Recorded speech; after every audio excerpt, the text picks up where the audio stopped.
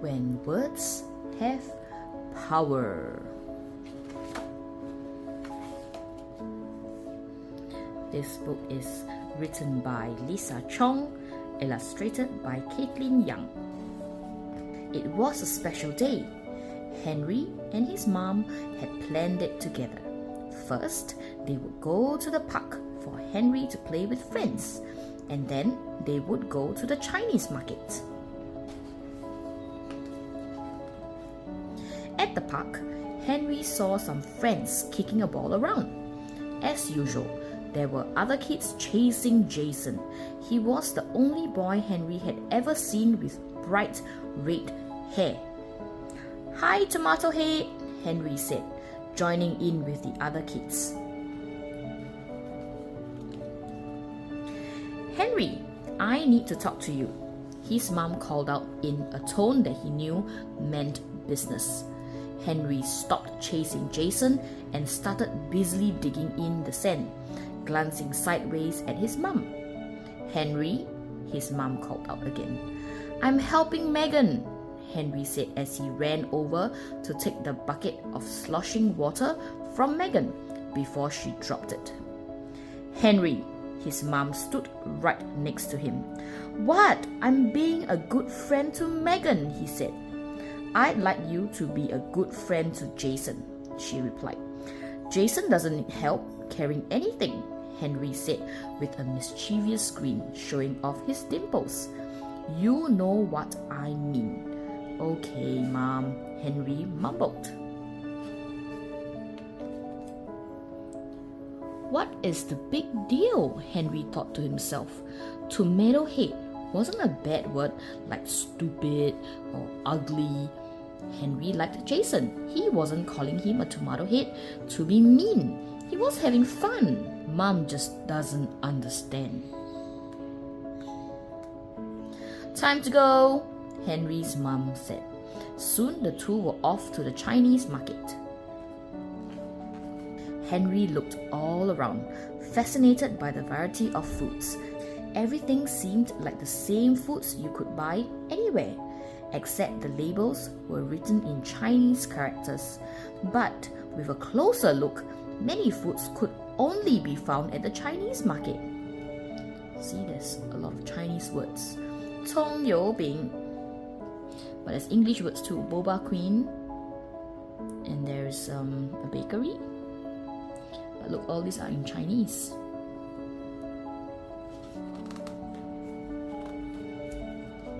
At the meat counter, Henry's mom told the butcher, "I'd like 1 chicken, please."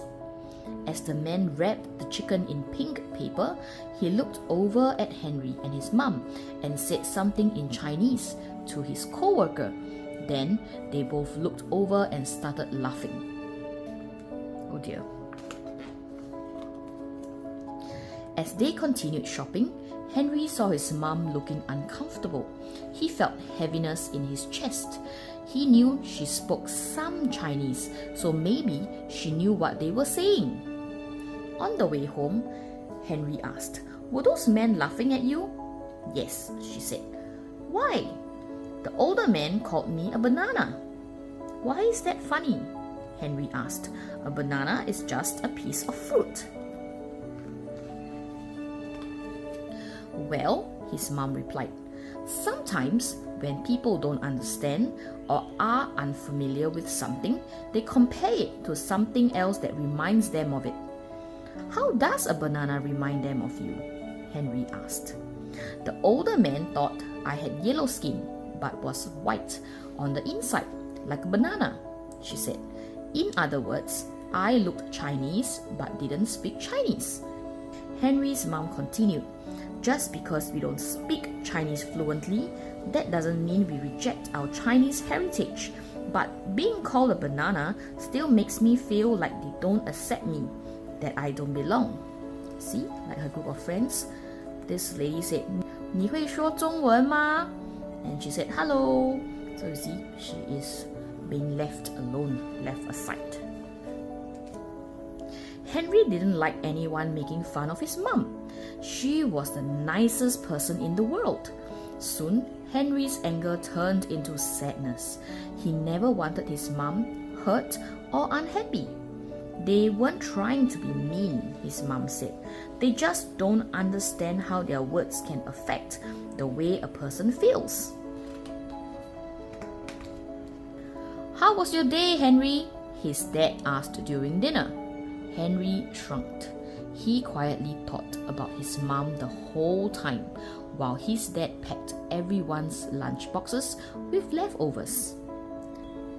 The next day, Henry gave his mum an exceptionally big hug before he left for school. "I love you, Mum," he said. "I love you too," she answered curiously. At recess, all the kids were laughing and teasing Jason again. But Henry didn't laugh this time. The look on Jason's face reminded Henry of how his mum looked in the market. Teasing Jason didn't seem as funny anymore. At lunch, Henry opened his lunchbox, and the first thing he pulled out was a banana. He bent his head and felt his face become hot. He heard all the kids laughing. They were laughing at him. Oh no. Oh no. Henry looked up to tell them to stop when he realized no one was even looking at him. The kids were laughing with Mr. Jones, the school custodian who liked to tell funny stories. When school was over, Henry saw Jason walking out of class. His hair sure is red, Henry thought. He also liked riding bikes, playing video games, and is the best goalie in the class. "Bye, Jason," Henry said to him.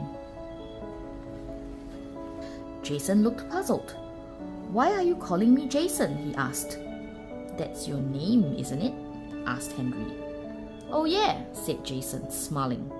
"It is."